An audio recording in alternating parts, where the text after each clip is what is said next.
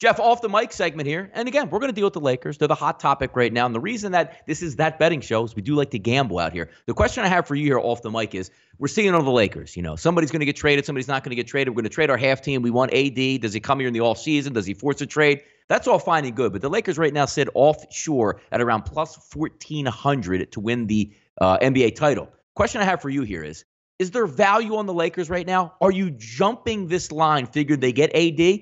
Or does the value stay the same if they don't make the trade and come back healthy and make a playoff run? Not to say they're going to win it, but where do you think that value is? With a trade for the Lakers or with the Lakers passing? Which one's better?